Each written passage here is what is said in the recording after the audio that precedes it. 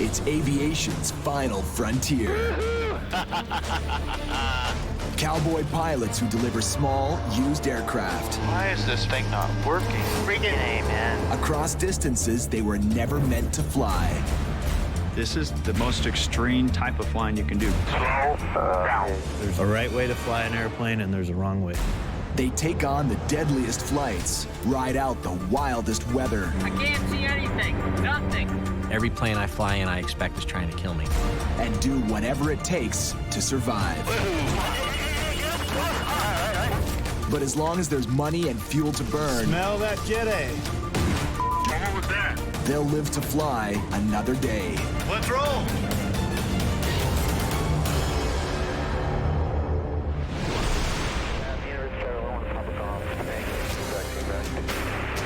About 80 kilometers east of San Francisco, CB Aviation, this Cory? a pilot embarks on a risky journey to change his own destiny.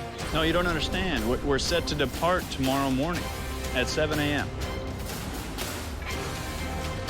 Cory Bengtzen recently walked away from a lucrative car dealership to follow his passion for aviation.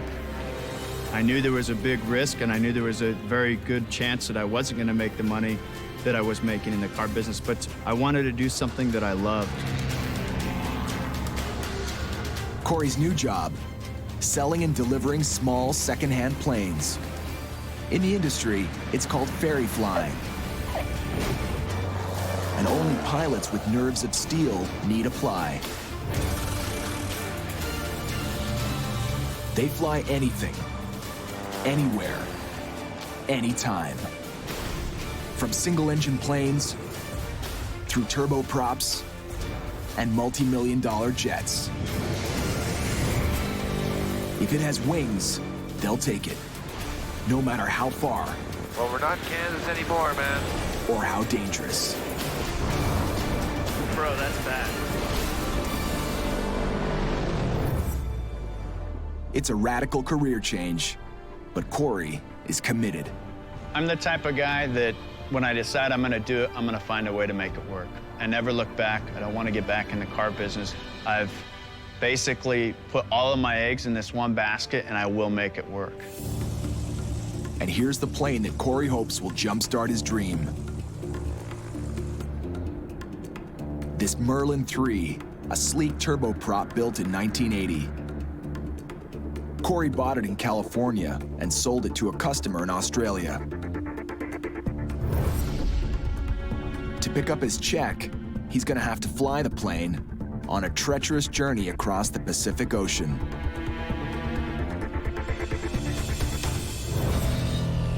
The problem is, the Merlin doesn't have the fuel capacity. So Cory's hired a team of aviation mechanics to install an auxiliary fuel system inside the cabin. A retrofit that will turn the plane into a potential flying bomb. So let's go and check the system out. Now we're gonna stick in the aircraft. Everything's new and unfamiliar, especially this jury-rigged backup fuel system.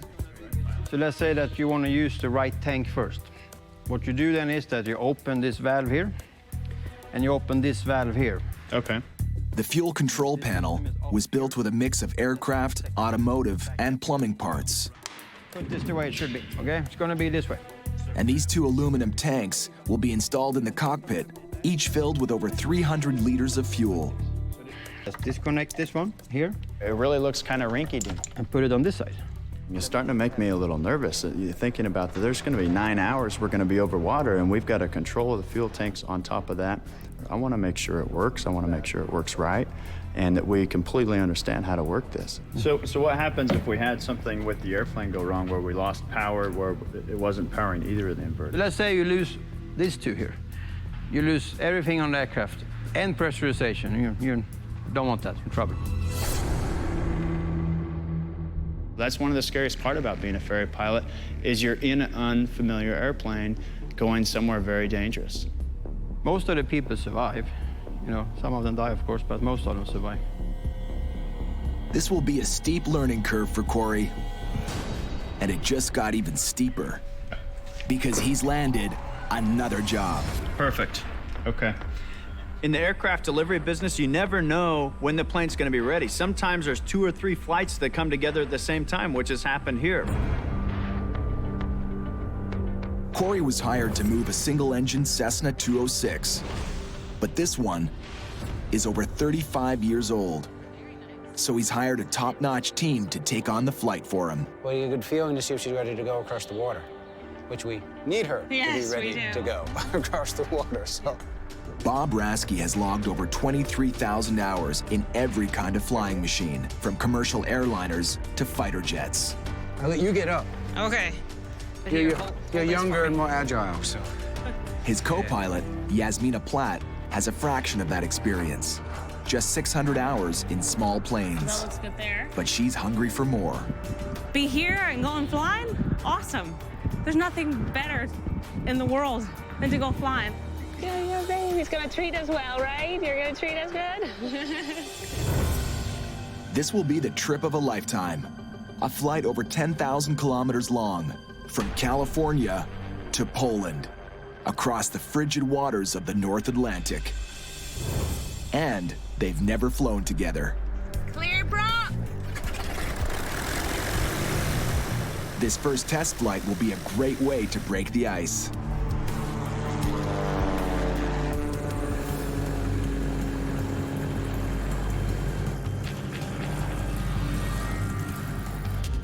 The engine sounds good though so far. It's very solid. Anything else, Captain? Nope. We're good to go. Gotta do that. I'm gonna need to learn this one. It's just one of many. One of many. Okay, all right.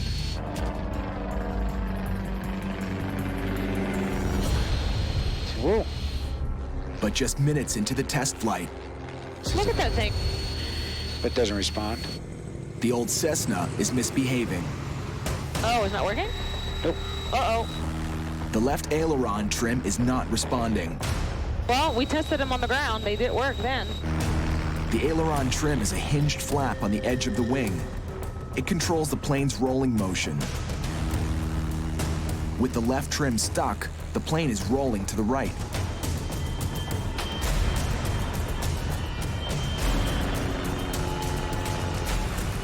They're coming down. Okay, so descend.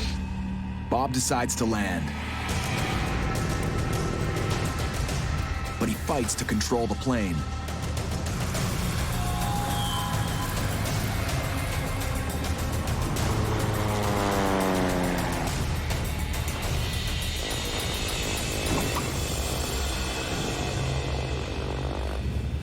Good job.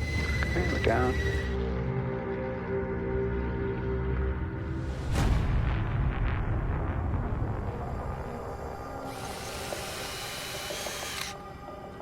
Could just be old.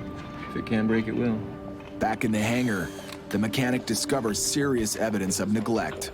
You know, it could be caused just by the age of the aircraft or just the fact that it's been sitting for so long. We thought we had a safe airplane. It will take some detective work to figure out why the aileron trim got stuck, and whether this is an isolated incident or a sign of even bigger problems. Either way, this old lady is grounded. You want me to keep running it? Yeah. From the safety angle, this delay is unavoidable. But for Cory's new business, it's a killer. Every day we delay it, it costs us money with pilot fees and hotels and everything else. And so from a business standpoint, I'm always pushing the pilot. With the Cessna in the hangar, Cory is pushing hard to make sure his mechanics keep his first delivery job on schedule. The Merlin 3 turboprop. They're waiting. Be careful when you walk out. The auxiliary fuel tanks are ready to be installed. Just hang on. Flying this tricked-out aircraft is going to take a special kind of pilot. Someone who won't get spooked by a couple of fuel tanks sitting where the passengers are supposed to be. And someone with enough experience to help Cory on the tricky Pacific crossing. Let's get out of here. It's a job for Captain Randy McGeehee. All right, let's get out of here. Okay. He'll be Cory's partner on this flight. This flight will be the first time Cory and I have ever flown together. Yeah, it's not normal to take such a big, difficult flight together as your first flight. Normally you ease into it with a more routine little flight, but we're kind of going for it on this. Now that Cory's got a real pro on board, the full magnitude of this challenge is kicking in. At this weight and at these speeds, the airplane's going to be very hard to control. So we don't control the plane, we've got no chance at all.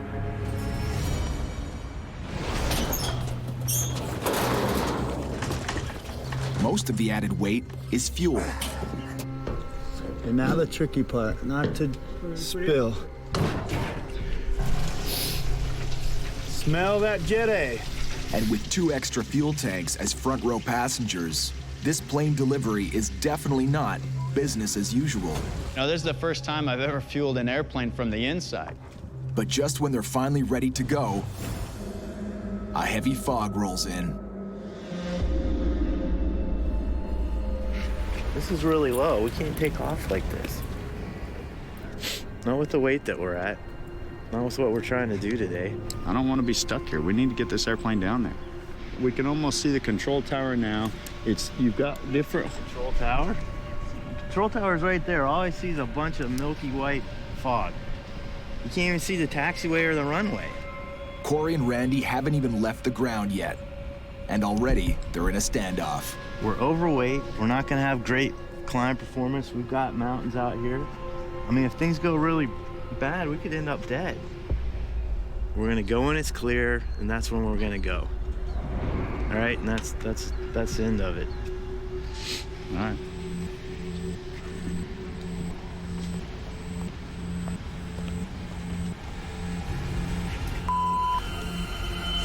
We're not going to do any more of these flights. If it takes us months to get the airplanes to our clients, they're not going to want to buy anything from us, and then we'll end up going bankrupt. We need to get going now. Cory needed an experienced pilot for this job, and Randy McGeehee fit the bill. So we need 3,800 pounds aside to fill it up? But Cory's the boss, and that can mean competing agendas. When it's outside of the airplane, then Cory's the boss, and he's making the decisions. I follow his lead, but when it comes to inside the cockpit, I'm the boss, and I'm calling the shots, and we're gonna do what I say we're gonna do. Clear. Departure's clear. Clear. Randy didn't like the look of the weather and delayed the flight's departure. But now that the fog is cleared, they're all set to go.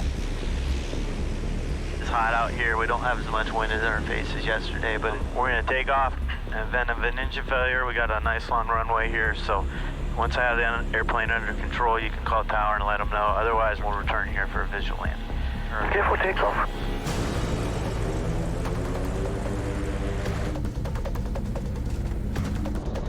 Just gonna use all the runway we can. Normally, they'd be in the air by now. But they're halfway down the runway, and the plane isn't lifting off. 100.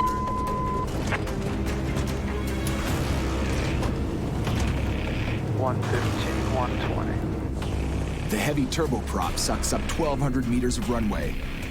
A lot more than it should.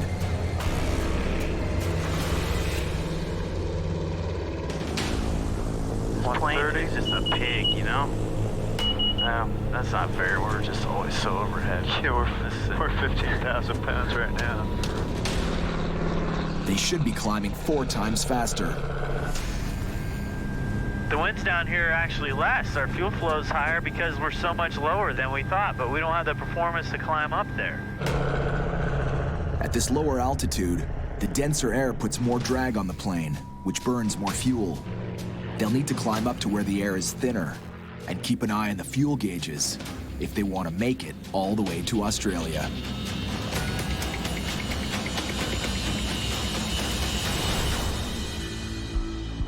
Back in California, Cory's second delivery is running behind schedule. The aging Cessna still needs a little TLC before she can take off on the transatlantic trip to Poland. Okay, we're going where Bob is staying. And co-pilot Yasmina Platt takes advantage of the downtime to prepare for the dangerous journey ahead. I just want to see the survival equipment that he has. I'm a little worried about the weight and balance on the plane. The flying time from California to Poland is about 70 hours, going across the continental U.S. and above the icy waters of the North Atlantic Ocean. Oh my God. You're kidding me. We're taking all this? There's more. I just don't want to scare you. There's more? Absolutely, absolutely. Bob Rasky flies commercial airliners. But for 25 years, he was a U.S. Air Force instructor pilot, an F-16 flight lead, and a combat search and rescue pilot. Sure, okay, so like... He believes in coming prepared. See what we got here. I want to see, like, if we can prioritize some of this. Okay, I understand some of the stuff is required, right? Like the rafts and stuff, which we don't even have here, which that's going to take up a lot of weight and space, too. Because if it was single engine over the Atlantic, there were no options, you know? I think he is a little bit obsessed, but that's what he's trained for, and he got military training, which I didn't, you know? And he's probably been in situations where he might have gotten scared. We have to take the required items. Sure. And that's actually, a lot of these things are required items. Even a U.S. flag? Yes, even the U.S. flag, because this can give you motivation out there, give yourself a sense of, I'm going to live, Wave it. I'm going to make it, you know? Her concern is the airplane gets there on time, meeting a delivery schedule, and that's a very valid concern. My concern is the plane just gets there, period. In the North Atlantic, you know, with 10 to 20-foot seas, I mean, it's going to be not easy to get that plane stopped straight ahead and just get out. I'm envisioning something hit, and we may even go upside down. Right. And that's the training we've gone through. It's really kind of scaring me. For Yasmina, the idea of a crash landing in the North Atlantic has just become chillingly real. Once Bob started talking about, you know, we really need to take this, and, you know, we're going to use this here, it just kind of started making me really very nervous, to be honest with you.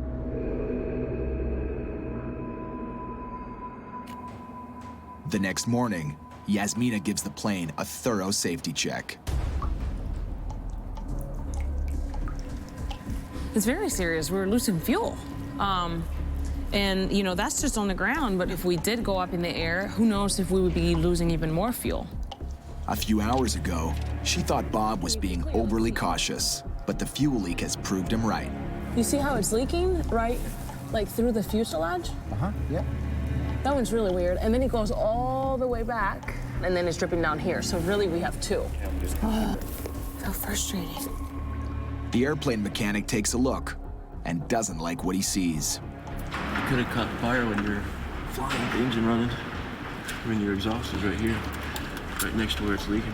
Yeah, fire is the second thing I'm mostly scared of. The combination of fire and ocean would not be good. Yeah. Although, I think I would still put it down, because I think I would still rather go down in the ocean than be burned. Fixing this new problem means more delays. That's okay with Bob, because with his kind of experience, he's got nothing to prove. You know, fuel, hot, metal, not a good combo, so we don't play around with that. The plane's not going to move until it's fixed. I'm not under the clock. I don't have any pressure. We want to get plane, us, there safely. #1 goal. Almost 2,000 kilometers away, off the coast of California, Cory and Randy are fast approaching the halfway point on the first leg of their journey. So, it's time to make a critical decision. Our fuel burn is higher by 500 to 600 pounds, which is half our reserves. One more strike and we're pretty much out of the game. We're really gonna have to consider turning around. Ferry pilots call it the point of no return, when there's enough fuel left in the tanks to turn around, but if they go any further, there's no coming back. This is literally the point. We gotta get it right for real. They've burned more fuel than they expected, and the auxiliary fuel tanks don't have gauges, so Cory estimates the amount of fuel they have left by checking the tanks manually. We're burning more fuel than we expected to burn. We're 8,000 feet less than we thought. Randy goes through another set of calculations before making his decision. So yeah, that's 70 more gallons an hour, and we're looking at almost 8 hours. So that leaves us with 300 in the tank. But the winds are gonna die down, and we're gonna do better on this. We're gonna make it up. We're good. We're going. We're going.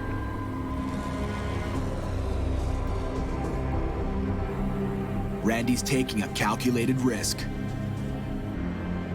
But that's what this business is all about. And this time, it pays off. Today, at least, it looks like the Sharks won't be chowing down on ferry pilots for lunch. We're gonna make it, man. Nice job, El Capitan. And now, they're dropping into their first pit stop. Hawaii, here we come. Yeah, so we're gonna land with a little over an hour of fuel. Just a few hours ago, Cory wasn't so sure they were going to make it.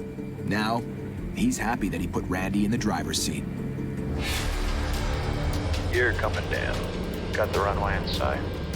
Slap set. Hydraulic pressures in the green. Prop sync is off.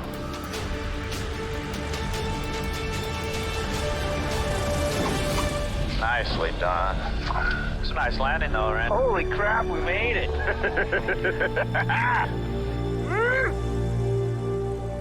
Congratulations. All right, thank you. In Hawaii, they get the traditional greeting. But Cory and Randy are on the lookout for the gas man. I don't care if we got fuel spilling out. We don't care if you spill a little bit. We're gonna measure, and we wanna get a precise amount of how much fuel he's putting in, both tanks, so we can then subtract how much fuel we burned over the first leg, and so we know exactly how much fuel we burned. They made the first leg from California to Hawaii with just 1 hour of fuel left in the tanks. Next stop, Pago Pago in American Samoa.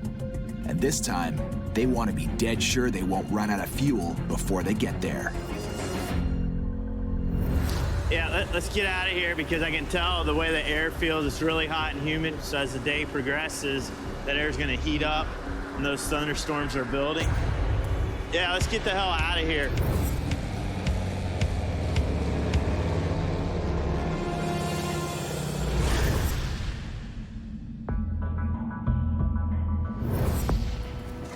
Back in California, mechanics have sunk more than 10 hours into the Cessna. Now they think the old plane is good to go. Hopefully that's the last thing that's gonna break on this plane. Yeah, I never want to see this one again. I'm just trying to get the airplane ready, and so now it's time to go. That is beautiful.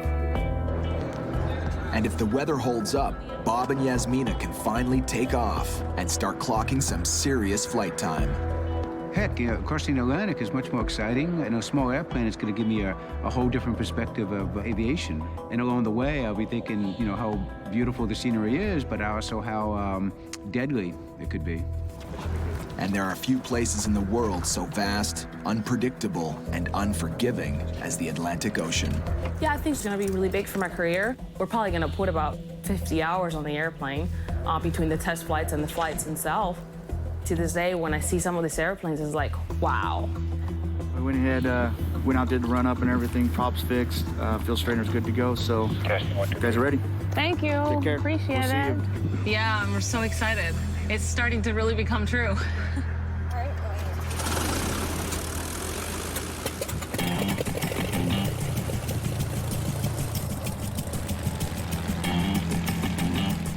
All right, we're good. Good to go? Good to go.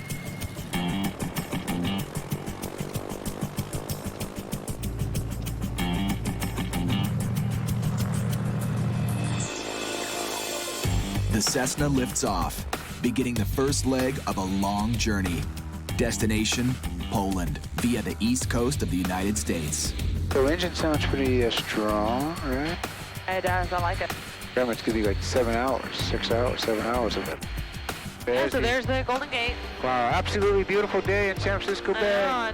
Now look, if guys can make it from Alcatraz and swim to the shore and survive, then we can make it in the middle of the North Atlantic if we need to. You right? want to try it before we go? Like you would. 399 can take off from center 1. Oh. Whoa. 20 minutes out, the old Cessna runs into a patch of rough air. Whoa. Whoa. We're getting this turbine. Whoa. The first sign of trouble ahead.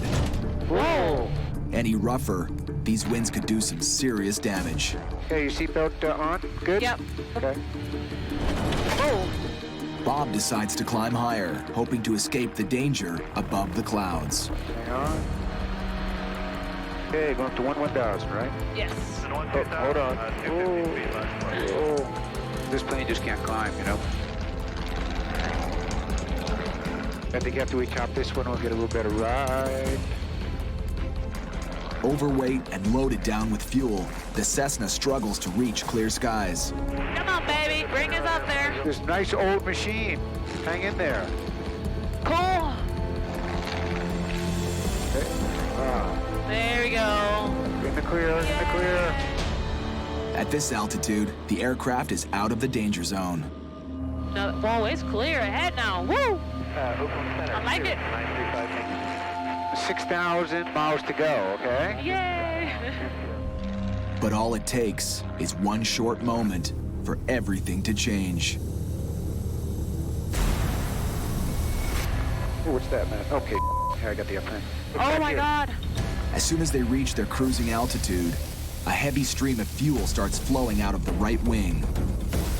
Hey, Center, this is 2192 Quebec. Go ahead.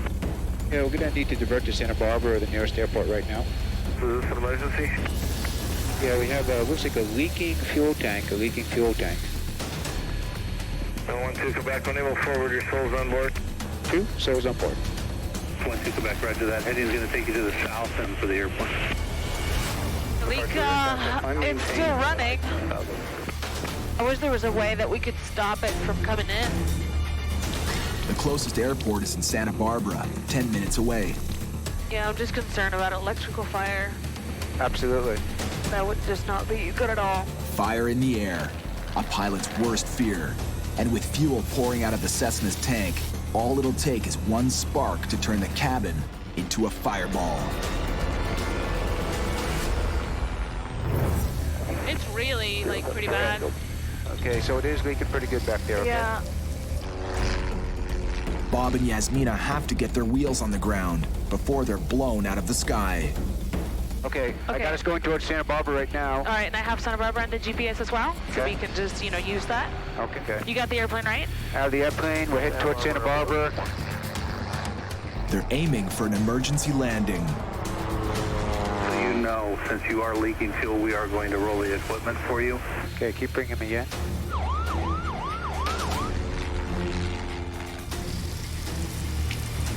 Wow, it's coming to the door. Okay, so what's the distance to Santa Barbara right now? 20 miles.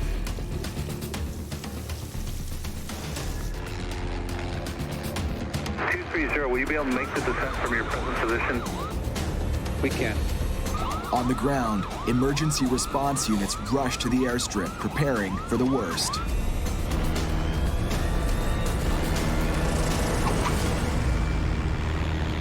They're on the ground, but still not out of danger.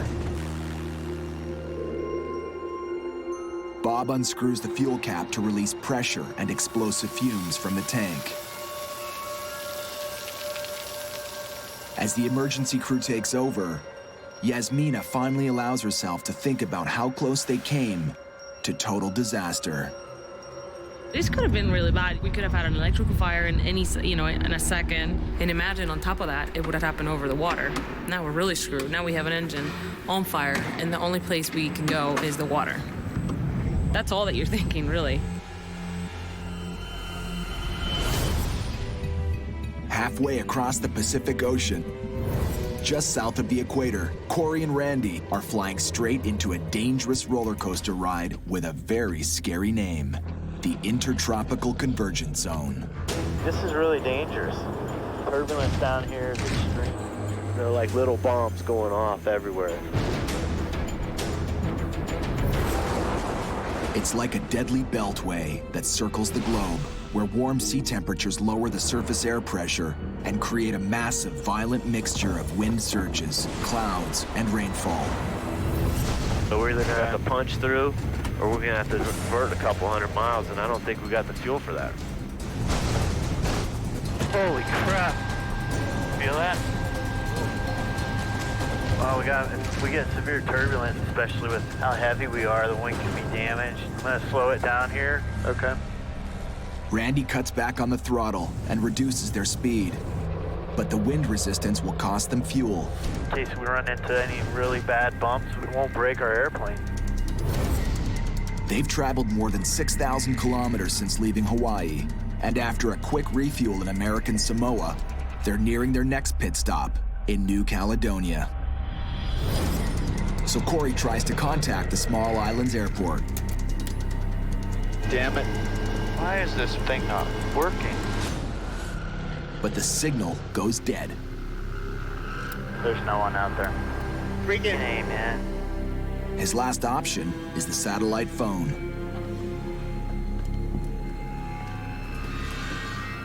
You're not gonna believe this. The runway's closed. Our runway at New Caledonia is closed?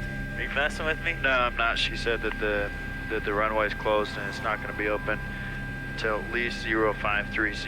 You're serious? Yeah, I'm dead serious. All right. I can't believe this. It's starting to look like Cory and Randy are flying on borrowed time. On the other side of the Pacific Ocean, back in California, the tired old Cessna with a leaky fuel tank is going in for yet another checkup. You can bring it over this way a little more. The leak forced Bob and Yasmina to make an emergency landing, but it could just as easily have blown them out of the sky. You see right where the nipple goes into it, see at the base, right at The plane's two main fuel tanks are made of thick rubber and mounted inside each wing. Oh, yeah. Uh-oh. Yeah, no, the whole nipple is cracked off. You can really see it now. Here, it's supposed to be behind the strut, which would be a negative pressure area. That probably means the bladder is deteriorated inside, too, as well. The tank probably hadn't been kept full, so the tank is made out of rubber and it dries out. An old mothballed airplane coming out of storage can become a lethal booby trap for even the best of pilots. If it had happened over the Atlantic Ocean, it would have been ugly, because there's no place to land there. Our first impression of her, let's put it that way, is not very good. She just needs to treat us a little better. At this point, we're kind of low, you know, on energy and on confidence. Across the Pacific Ocean, above New Caledonia, pilots Randy McGehee and Cory Bengtzen are circling above a small airport. There's our island right there, huh? Runway is closed. They have no choice but to stay in the air and keep burning precious fuel. Close the runway in the middle of the ocean where we have no other options for maintenance. It didn't tell us until now. I don't want to sit out here and hold for an hour and find out that they're not going to open it. Randy and Cory have no idea why the landing strip is closed. If there's a problem with the runway, ground control is not saying. Really puts a lot of stress on us. I mean, with this runway down, we have to divert. All of a sudden, fuel, where we're sitting nice and fat with it, all of a sudden it becomes a major issue. So Randy radios in a request. We'd like to descend for landing, 300 Alpha Lima. So, what are your intentions? We'd like to descend for landing, 300 Alpha Lima.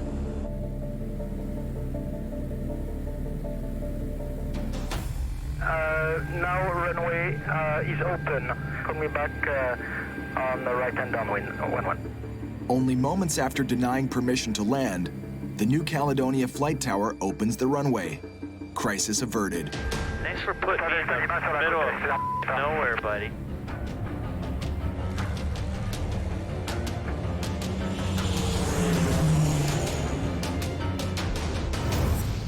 An ocean away on the west coast of the United States. That's what it should look like. That's what it should look like. Mike the mechanic is showing off a brand new fuel bladder to Bob and Yasmina. That would be what I would call an accident waiting to happen. It's lucky that you had 150 gallons on board. The new fuel tank can be installed in less than a day. But now the pilots are wondering if the old plane is hiding any more dangerous secrets. You know, once we start going over the ocean, we can't have these issues. If we had that going on yesterday, we would have been on the water. You know, from our perspective there, I'm starting to feel a little bit like on a train that's losing parts along the way. So the bottom line is if we don't like the direction the airplane goes here in the next day or so, then we say no, period. Bob gets in touch with the boss. Hey, we're down here at Santa Barbara, and He's hoping he can convince Cory to pay for another complete inspection. you know, this is hitting the third strike here, so we're not moving further till it's totally exonerated and checked. Now, I'm glad you guys are okay, and I'm glad you guys got the plane on the ground safely, but we need to get it back in the air. The company needs it in Poland as soon as possible. Personally, I'm not comfortable moving forward with this airplane until it's thoroughly checked by an independent source again. We're hired to move the airplane. We're not hired to do additional inspections. This aircraft has already had 2 previous inspections and deem it safe, so I don't know why we're doing additional inspections and wasting more time when we've got the skydive company in Poland super frustrated wanting their plane right now. Cory's time is Cory's money, and he knows that if a good mechanic looks hard enough, he can always find something to fix. We're surrounded by this concept of go, go, go. Time is something I can control just by saying yes or no. And by saying no, it gives me the time to make sure that everything's right. And it's about being right. But Cory's not all business. He's also a pilot. So he finally chooses to listen to his better instinct and agrees to the additional round of inspections. Because this is our last good check, you know, and you guys have been all over it, so. Yep, no problem. And if it costs Cory, good. At least it keeps Bob happy. I was a mechanic in the military, and they're gonna feel that pressure from me all the way until we go, because we are not departing unless I feel happy that the airplane's good to go and ready. Over 10,000 kilometers away, Cory can now shift his attention back to his own delivery. Yeah, it was a little stressful in many parts of the flight, but be ready for a cocktail tonight. The corporate turboprop is now only 1,000 kilometers from its final destination, Sydney, Australia. This is it, man. Going into Sydney here. I'm a little tired right now, but I can't wait to do it again.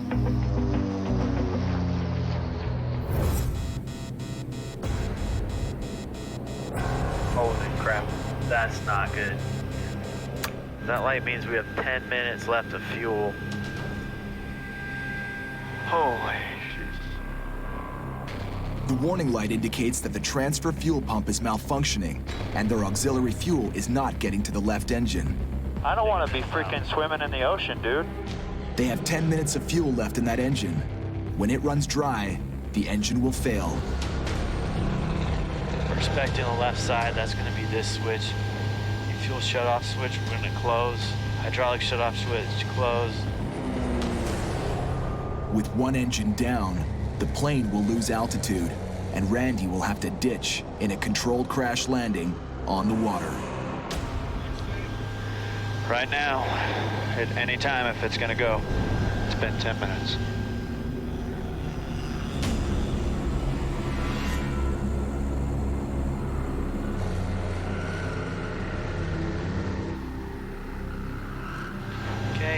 Fuel pressure steady, fuel flow steady. All indications are normal right now.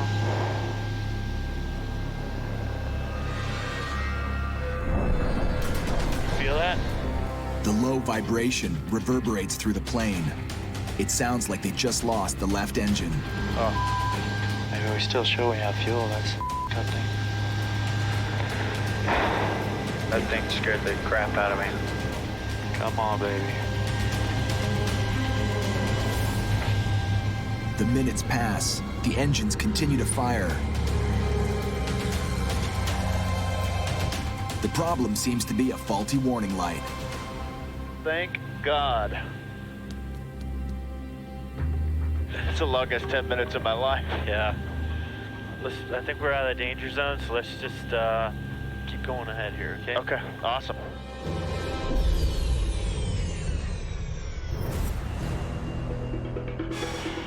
Back in the United States, a leaky fuel tank has been replaced.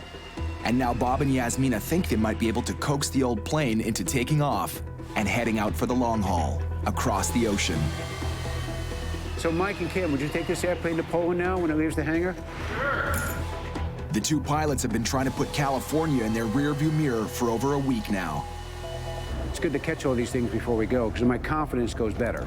now. And I'll tell you, once we make it to Midland with no issues, then I'll feel even better. Well, we still got 3,000 miles to go. It's a long way. Another issue than this next leg, that's probably it for me.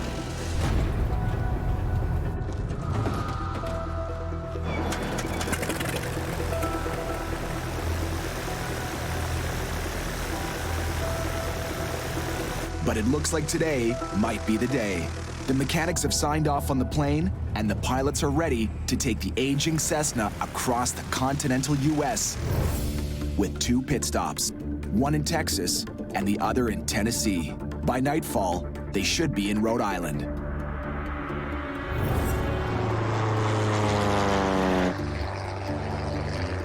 I'm just to the point that it's like I value my life more than one trip, so we'll see what happens, but hopefully, we don't have any more issues with it. On the other side of the Pacific Ocean. We're over land, holy! Cory and Randy have made it to the finish line of their 12,500-kilometer journey to Sydney, Australia. Thank God. The Merlin 3 corporate turboprop will be Cory's first international delivery.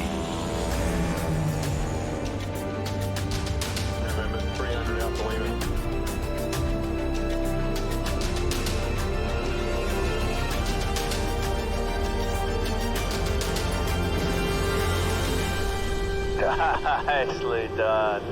Woohoo! Cory knows he couldn't have done it without Randy. People can say whatever they want about it.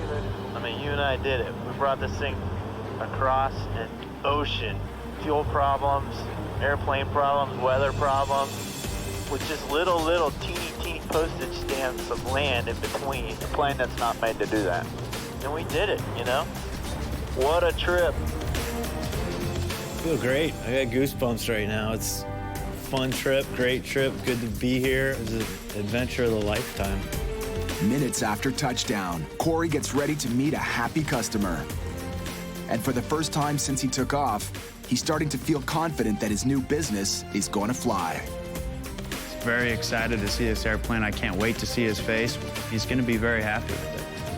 This airplane, all in all, is a very nice aircraft. Wow!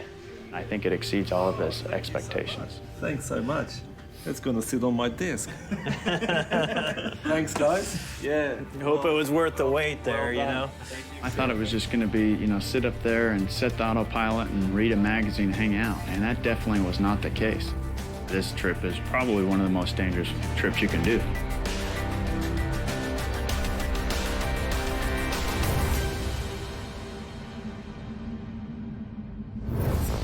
Back up north, Bob and Yasmina have made it to Rhode Island. We are here. It's nice to Good job. touch ground. Very good, very good, very good. Here. Yeah, it was good flight. You did very nice. And she did as well. So how you feeling about the plane, man? A lot better. But their confidence will be short-lived. I'll show you the filter over here. This is all, it's some steel, but most of it's aluminum. There's too much in here. During post-flight maintenance, mechanics discovered the biggest problem yet. Oh my God. I've never seen this much. So where could it be coming from? Well, this steel could be from the cam followers, a part of the cam. Bob asked the mechanic to perform an oil change, and he discovered metal filings in the engine. Okay, because that's where the steel component is, right? So would you feel comfortable flying this across the North Atlantic right now? Absolutely not. So what do you recommend? The engine needs to be taken apart, or another engine, period. If I was doing an annual on this would be unairworthy, period. Okay. Wow. It's unairworthy.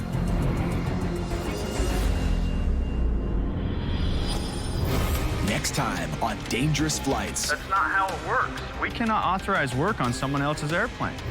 The tired old Cessna becomes too high maintenance, and her pilots threaten to walk. It might be time to hand it off to somebody else. And a new delivery job is heading straight into the path of a monster hurricane. Oh my God, lightning strike.